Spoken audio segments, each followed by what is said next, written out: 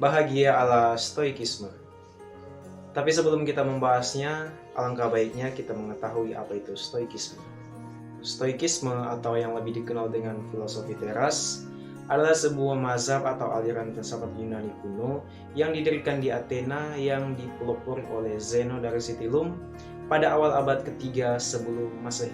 Singkatnya, Stoikisme adalah filosofi yang mengajarkan bagaimana kita menjaga pikiran yang tenang dan rasional.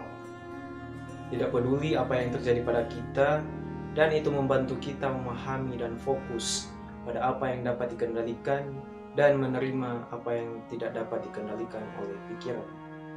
Berikut ini adalah 5 cara bahagia ala Stoikisme.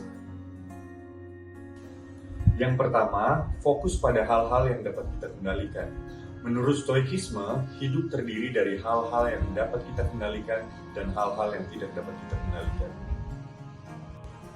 Namun, kerap kali, hal-hal yang tidak dapat kita kendalikan lebih sering kita pikirkan dari hal-hal yang dapat kita kendalikan. Misalnya kekayaan, kesehatan, dan reputasi.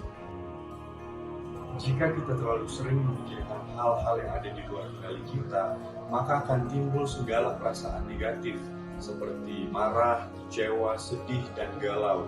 Kenapa begitu? Karena kita terlalu menggantungkan hidup kita kepada hal-hal yang tidak dapat kita kendalikan. Contohnya, ketika pencapaian orang lain lebih baik daripada pencapaian diri kita dan lain sebagainya, maka hal tersebut yang dapat membuat kita merasa sedih, marah, galau, dan lain sebagainya. Padahal kita tidak bisa mengatur pencapaian yang dilakukan oleh orang lain. Untuk itu, kebahagiaan seharusnya digantungkan pada apa yang dapat kita kendalikan, bukan melihat apa yang telah orang lain peroleh, namun cobalah untuk meningkatkan kapabilitas diri sebagai hal yang dapat dikendalikan. Yang kedua, hidup harmonis dengan alam.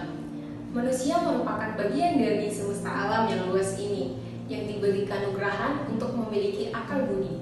Menurut Stoikisme, untuk meraih sebuah kebahagiaan, maka diperlukan untuk hidup selaras dengan alam. Untuk itu, kita perlu menjaga kelestarian alam dimanapun kita berada. Ketiga, ciptakan kebahagiaanmu sendiri. Setiap manusia mempunyai definisi kebahagiaannya masing-masing, dan bukankah menurut orang lain. Menurut Marcus Aurelius, salah satu filsuf Stoik, ia berkata, apapun yang kita dengar, itu hanyalah opini belaka, bukan fakta. Dan apapun yang kita lihat, itu hanyalah perspektif belaka, dan sama bukanlah fakta. Jadi mulai sekarang, yuk kita terapkan apa kata hati kita dan bukan kata orang lain. Yang keempat adalah tidak memperumit suatu masalah. Prinsip lain dari Stoicism adalah menyederhanakan suatu masalah. Memperumit masalah hanya akan menambah masalah baru bagi diri kita. Ketika ada masalah yang terjadi, kunci utamanya adalah dengan menyelesaikan permasalahan tersebut secara langsung tanpa harus memperumitnya. 5. Senantiasa bersyukur.